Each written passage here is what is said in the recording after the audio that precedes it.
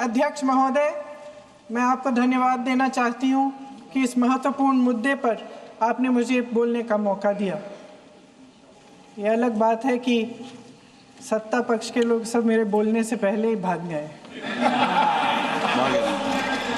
आइए, आपको देख के मैं खुश थी कि आप वापस आ गए। सबसे पहले मैं उन सैनिकों, उन जवानों, उन अफसरों को नमन करना चाहती हूँ जो हमारे देश के रेगिस्तानों में, हमारे देश के घने जंगलों में, बर्फीले पहाड़ियों पे हमारी देश की रक्षा करते हैं, जो हर पल देश के लिए अपनी जान देने के लिए तैयार रहते हैं। 1948 से लेकर अब तक, जब से पाकिस्तानी रेडर्स ने कश्मीर पे हमला किया, तब से लेकर अब तक हमारे देश की अखंडता की रक्षा करने में उनका बड़ा योगदान है। हमारी आज़ादी अहिंसा के आंदोलन से हासिल हुई, लेकिन जैसे मैंने कहा, उसको कायम रखने के लिए हमारी सेना का बहुत बड़ा योगदान है। अध्यक्ष महोदय, कल मैं सदन में बैठी हुई सबके भाषण सुन रही थी।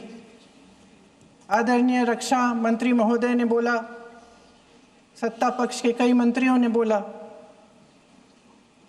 1 घंटे का रक्षा मंत्री जी का लंबा भाषण था। सुनते सुनते एक बात मुझे बहुत खटक रही थी। उसके बाद जब दूसरे भाषण भी सुने आपके सत्ता पक्ष के, तब भी ये बात बार बार मेरे मन में आ रही थी कि सारी बातें कर ली, ऑपरेशन सिंदूर की बात कर ली, आतंकवाद की बात कर ली, देश की रक्षा की बात कर ली, इतिहास का पाठ भी पढ़ा दिया, लेकिन एक बात छूट गई। उस दिन 22 अप्रैल 2025 को जब 26 देशवासियों को अपने परिवार के सदस्यों के सामने खुलेआम मारा गया, तो ये हमला कैसे हुआ, क्यों हुआ?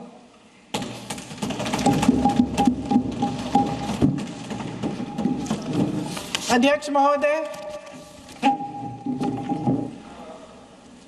ये लोग बैसारन वैली में, पहलगाम के पास कश्मीर में क्या कर रहे थे? आजकल पब्लिसिटी का दौर है, प्रचार का ज़माना है।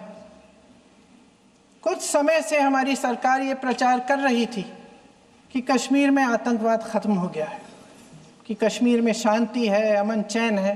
प्रधानमंत्री जी ने खूब भाषण दिए, देशवासियों को कहा कि चलिए कश्मीर चलिए, सैर करिए। कई बार मैंने ये भी देखा मीडिया पर, टीवी पर, कि कश्मीर जाइए, ज़मीन खरीदिए, अब वहाँ अमन चैन है, शांति का वातावरण है। इसी बीच शुभम द्विवेदी, एक कानपुर के नौजवान,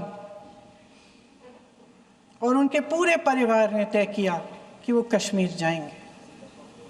शुभम द्विवेदी की 6 महीने पहले शादी हुई थी। उसकी पत्नी ने कहा कि उनके बीच एक ऐसा रिश्ता था, प्रेम और दोस्ती का ऐसा रिश्ता था कि वो एक दूसरे को बच्चों की तरह हंसाते थे। सोशल मीडिया पर एक वीडियो भी जारी है जिसमें पूरा परिवार एक साथ बैठा हुआ ताश खेल रहा है और ऐसे हंस रहे हैं कि उस वीडियो को देख के किसी का भी दिल टूट जाए कि इस परिवार को इस तरह से उजड़ने क्यों दिया हमने। 22 अप्रैल 2025 को बैसारन वैली में मौसम का मिजाज अच्छा था। जैसे हर रोज़ लगातार 1000 से 1500 लोग वहाँ पहुँचते थे, उसी तरह से उस दिन भी तमाम पर्यटक वहाँ पहुँचे। वहाँ का रास्ता आसान नहीं है अध्यक्ष महोदय जी, जंगल से जाना पड़ता है, पहाड़ों के बीच जाना पड़ता है, घोड़े से जाना पड़ता है। ये परिवार वहाँ पहुँचे, मौसम सुहाना था, उनके बच्चे ट्रैम्पोलिन पे खेल रहे थे, कोई जिपलाइन कर रहा था, कोई चाय पी रहा था, तो कोई कश्मीर की सुंदर वादियों की ठंडी हवा का मज़ा ले रहा था। शुभम अपनी पत्नी के साथ एक स्टॉल पे खड़े थे। तभी अचानक 4 आतंकवादी जंगल में से निकलते हैं और शुभम को वहीं अपनी पत्नी के सामने मार डालते हैं। उसके बाद वे वहाँ से पूरे वैली में 1 घंटे के लिए लोगों को चुन चुन कर मारते हैं। किसी के पति को अपनी पत्नी के आंखों के सामने, किसी के पिता को अपने बेटे के सामने, चुन चुन कर 26 लोगों को मार डालते हैं।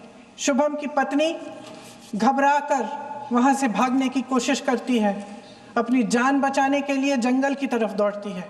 वहां पता चलता है कि तमाम लोग जंगल की तरफ दौड़े हैं और अपनी जान बचाने की कोशिश कर रहे हैं। कोई अपने बेटे का हाथ पकड़ के पहाड़ों पर घसीटता हुआ जा रहा है, कोई कश्मीरी घोड़े वालों और गाइडों की मदद लेते हुए चले जा रहा है। कोई रास्ता नहीं है, कोई तरीका नहीं है, लेकिन किसी न किसी तरह से शुभम की पत्नी के शब्दों में किसी ऐसी शक्ति ने हमको बचा कर रखा कि हमें किसी न किसी तरह से हम अकेले नीचे पहुंचे। और मैं उनके लफ्ज पढ़ना चाहती हूं, क्योंकि उन्होंने कहा कि इस पूरे समय जब 1 घंटे के लिए चुन चुन कर भारतीय नागरिकों को मारा जा रहा था, इस पूरे समय उसे एक सुरक्षाकर्मी नहीं दिखा, एक सैनिक नहीं दिखा।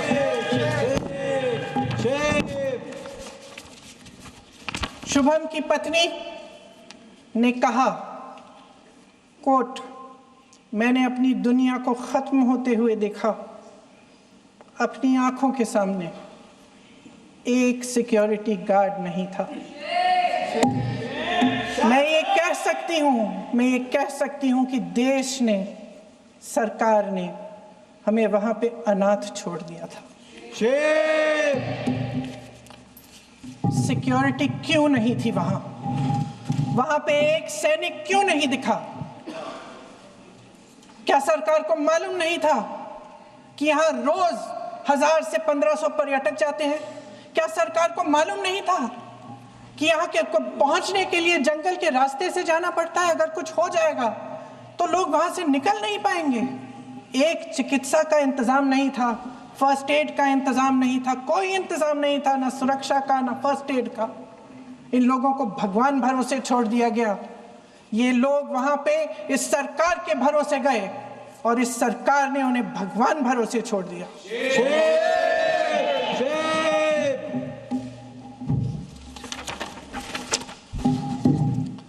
मैं पूछना चाहती हूं, ये किसकी जिम्मेदारी थी? इस देश के नागरिकों की सुरक्षा की जिम्मेदारी किसकी है? क्या इस देश के प्रधानमंत्री की नहीं है? क्या इस देश के गृह मंत्री की नहीं है? क्या इस देश के रक्षा मंत्री की नहीं है? क्या एनएसए की नहीं है? अध्यक्ष महोदय,